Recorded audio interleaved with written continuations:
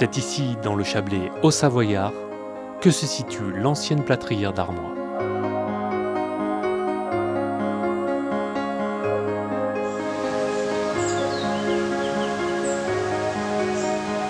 Située en bordure de la rivière Drance, elle fut l'une des plus importantes plâtrières de France fin du XIXe siècle. Son emplacement s'explique par la proximité d'importantes carrières de gypse, matériaux transformés pour obtenir du plâtre. Elle ferma en 1934. La plâtrière transformait le gypse extrait du territoire de 3 communes, principalement Armois sur 28 hectares. Et l'essentiel de la production partait à Genève, donc c'était la période de construction de Genève et le plâtre est essentiellement parti vers cette destination. Les personnes qui travaillaient sur le site provenaient principalement des communes d'Armois, Armois-Liot, puisque la commune n'était pas encore séparée, Féterne, Revros, voilà, ça faisait vivre beaucoup de familles et les ouvriers, c'était des doubles actifs, donc qui après un dur labeur à l'extraction ou à la transformation du gypse en plâtre, retournaient chez eux vivre de leur campagne et de leurs animaux.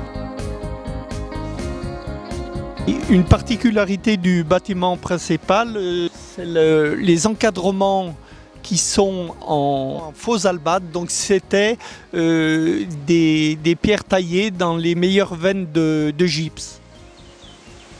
Avant de poursuivre sur le fonctionnement de la plâtrière, arrêtons-nous sur le gypse. Le gypse, ou sulfate de calcium, est une roche sédimentaire. Il y a 245 millions d'années, la Pangée, supercontinent, se fragmente. La mer recouvre cette pénéplaine. L'eau reste piégée dans des lagunes et s'évapore, permettant la précipitation de gypse. Le paysage de l'époque ressemble à celui de la mer Morte. Progressivement, avec l'éloignement des continents qui deviendront par la suite l'Europe et l'Afrique, l'océan s'installe. Des calcaires et argiles viennent recouvrir les gypses. Le Chablais ressemble alors à l'Atlantique. Puis l'océan, Téthys, se ferme, donnant naissance aux Alpes. C'est lors de cette structuration que les gypses, roches les plus anciennes du Chablais, se retrouvent dans leur position actuelle. Il faudra plus de 2,5 millions d'années d'érosion pour que les gypses des bords de Drance affleurent et soient exploités.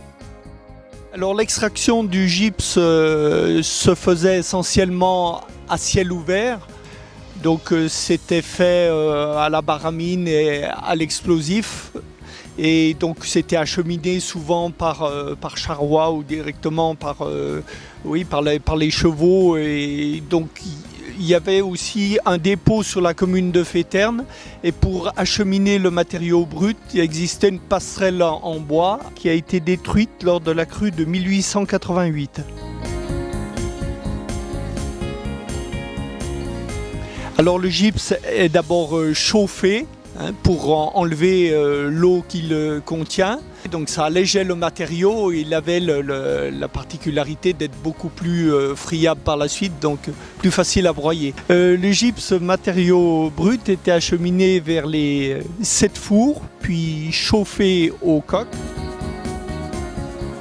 Les fours avaient une toiture ajourée pour permettre l'évacuation de la chaleur et les gaz étaient aussi récupérés, passant sous l'usine sans doute pour la chauffer, étaient évacués par la grande cheminée que l'on voit encore.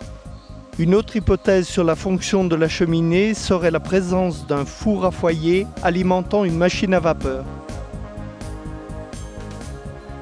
Donc ensuite, le gypse, après chauffe, était broyé dans les 3 meules qui étaient situés dans le corps principal du bâtiment.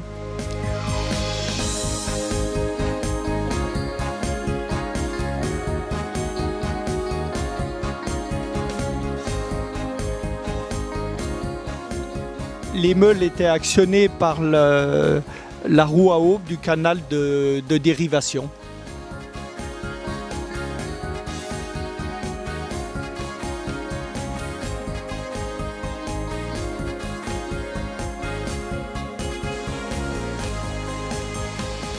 Le canal de dérivation était alimenté par une prise d'eau située en amont de l'usine.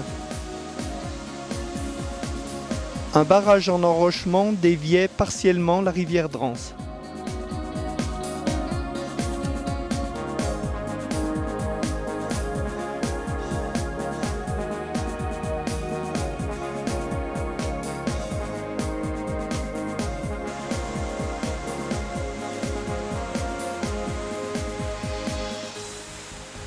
Alors ensuite, le matériau conditionné était amené au quai de chargement. Alors dans un premier temps, le plâtre était acheminé par wagonnets sur Vongy, puis repris sur des charrois jusqu'au château de Rives, et ensuite il partait sur les barques du Léman.